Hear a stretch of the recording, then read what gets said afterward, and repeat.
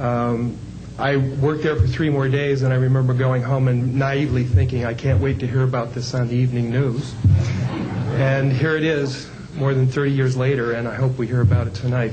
And I will testify under oath before Congress that what I'm saying is the truth.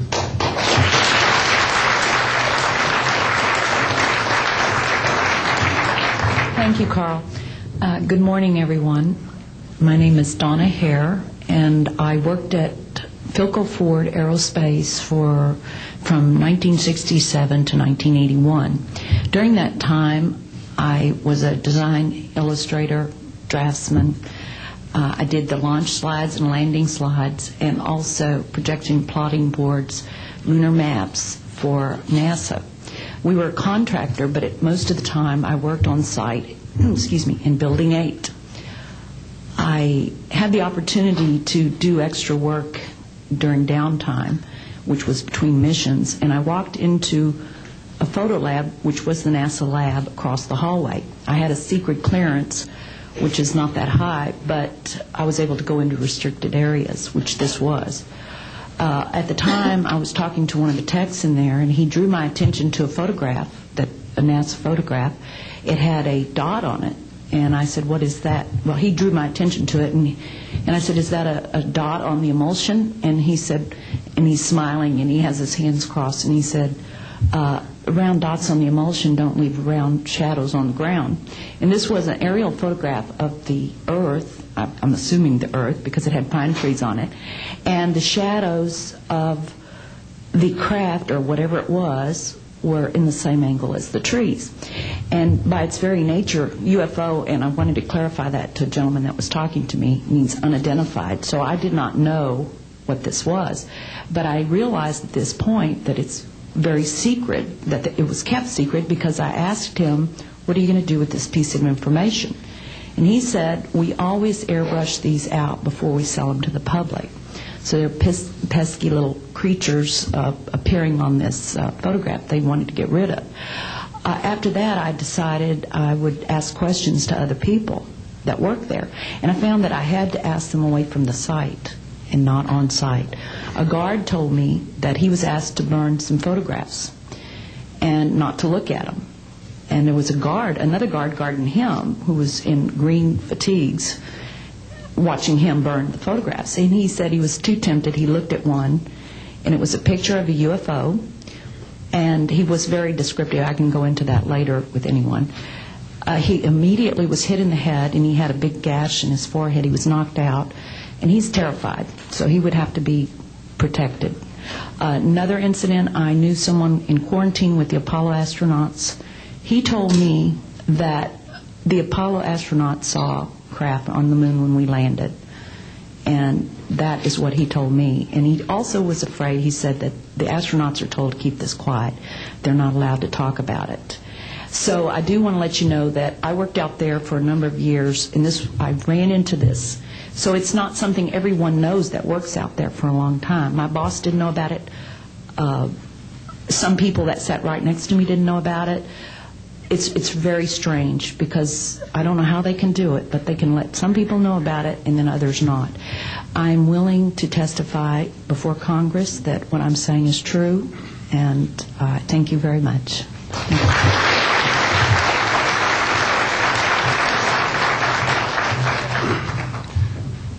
Good morning, ladies and gentlemen, and members of the press. My name is Larry Warren. 20 years ago, in 1980, I was a security specialist assigned to RAF Bentwaters, Woodbridge, NATO Air Force facilities in Suffolk, East Anglia. I had a secret security clearance. I guarded our backline nuclear weapons that were stored there at the time, without the knowledge of the people of Great Britain. I went through a portion of a 3-night UFO event where objects made incursions over our WSA, fired pencil-thin beams of light into them, and adversely affected the ordnance, possibly. These objects were on the ground on 2 different nights. Potentially there was another life form seen. This is an unpopular truth. These events were of extreme defense significance to not only Her Majesty's government, but this government as well, and they are still shrouded in secrecy. They are very complex. They are very vast. This is more about a human rights issue than just a UFO issue. 20 years ago, this room would be empty. I see a turn in history. This is history in motion, but unfortunately it's history with the security classification. I would be more than honored to swear under oath that I experienced what I did, I saw what I saw. These events produced not only, after numerous denials by this government, a memo by Lieutenant Colonel Charles Holt, our deputy base commander, which reads like science fiction. It also produced, years later, an on-site audio tape he made as these objects performed their feats and did what they did and violated airspace. These events are of extreme defense significance. I hope my brothers in arms that went through these events will be given immunity at some point and be able to join us here. It is an honor to share the stage with all of these people. And I think for all of our children, my son Dennis, God bless you, son, we can change the world. You're heroes for being here also, and I will testify in front of Congress if asked to. God bless. Thank you.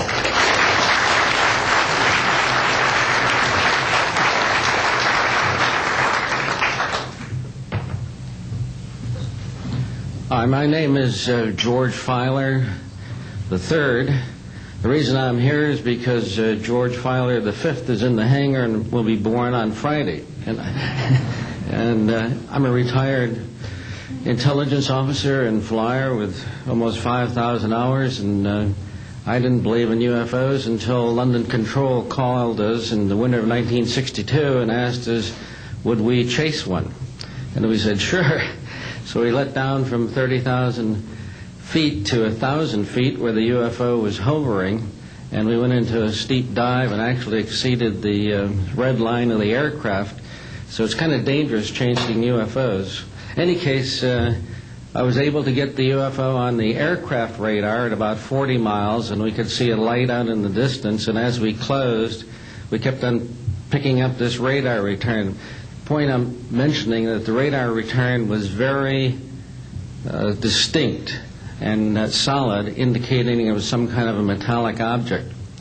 We got about a mile from the UFO, and it kind of lit up in the sky and went off into space, very similar to what the shuttle looks like when it takes off. Later on, I was working in intelligence. In Vietnam, I briefed General Brown about UFOs. When I was in 21st Air Force, McGuire Air Force Base, briefed General Glau about a UFO over Tehran, Iran in 1976. That two F-4s from the Iranian Air Force had taken off and tried to intercept the UFO. And when they turned on their fire control systems, they immediately went on. All the electrical systems went out. The planes had to return to base. This was particularly significant because it was also picked up on satellites. In 1978, on January 18th, I was going into the base. Every morning I did the briefing to the general staff, and I noticed that there are some lights off in the distance at the end of the runway there. And when I got into the command post, the senior master sergeant in charge said that there had been UFOs in the pattern all night. They're on radar. The tower had seen them. They got in aircraft reports and so on. And that one had landed or crashed at Fort Dix. Fort Dix and McGuire are right together. And this is kind of like the Roswell of the East. But in any case, an alien had come off the craft and had been shot by a military policeman and apparently was wounded and was heading for McGuire. So for whatever reason, the aliens liked the Air Force better than the Army, perhaps because they're shooting at them. But in any case, our security police went out there and found him on the end of the runway dead.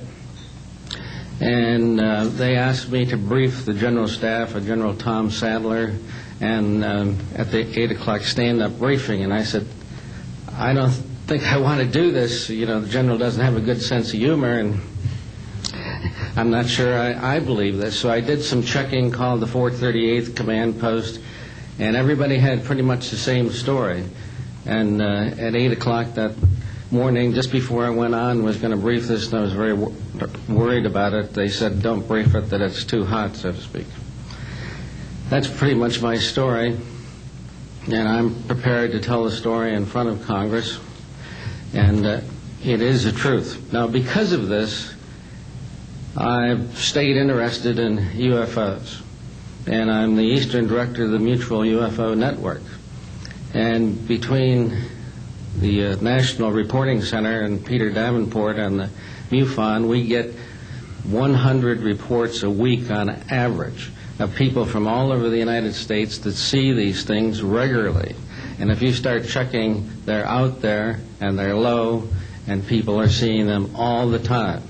And these are highly qualified people, all of whom essentially give us the reports by email. Thank you.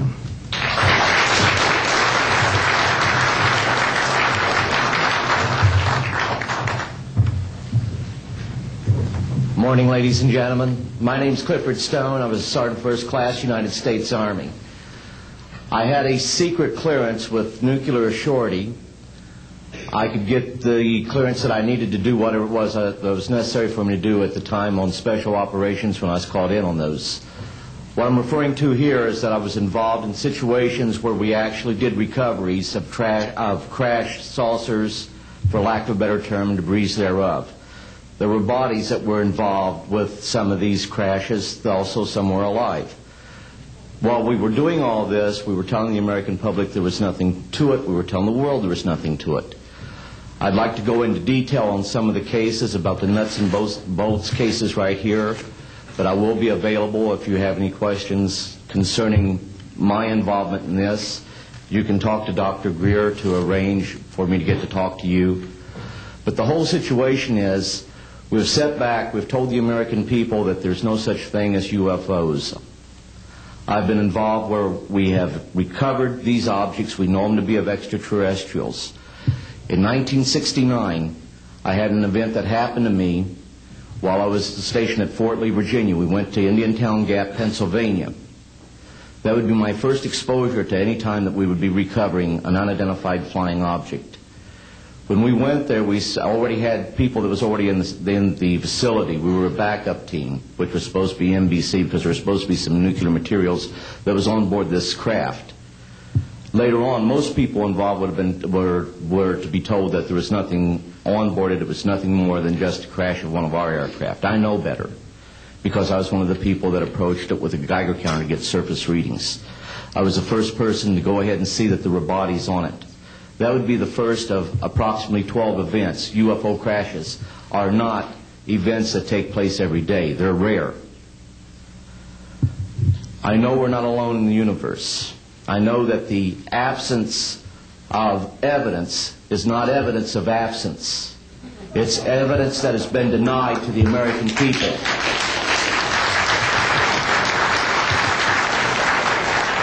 I stand before you today in my almighty God, and I tell you this. If Congress calls me in and says, will you testify in detail what you know, I stand here today prepared and ready to do just that.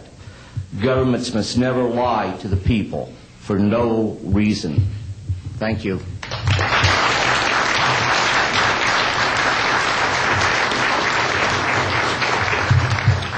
Good morning. My name is Mark McCandlish, and for the last 21 years I have worked as a conceptual artist for a variety of defense contractors. I've been involved in conceptual artwork of the production thereof for Rockwell on the X-30 program, and also on the HISTEP program. That's spelled HYSTP, means Hypersonic Testbed Program. During the course of my career, I've twice had a secret security clearance.